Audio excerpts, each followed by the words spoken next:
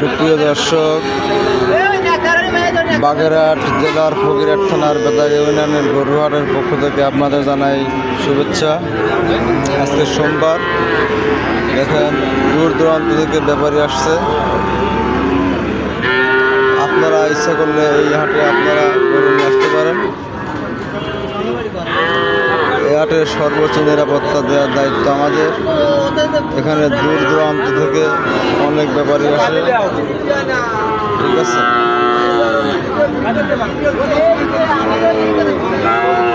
এলো পাশঘর, হাটের রাজারদের বসে আছে।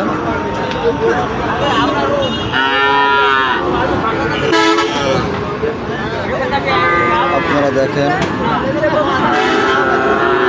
বিভিন্ন প্রান্ত থেকে গরু আসতেছে।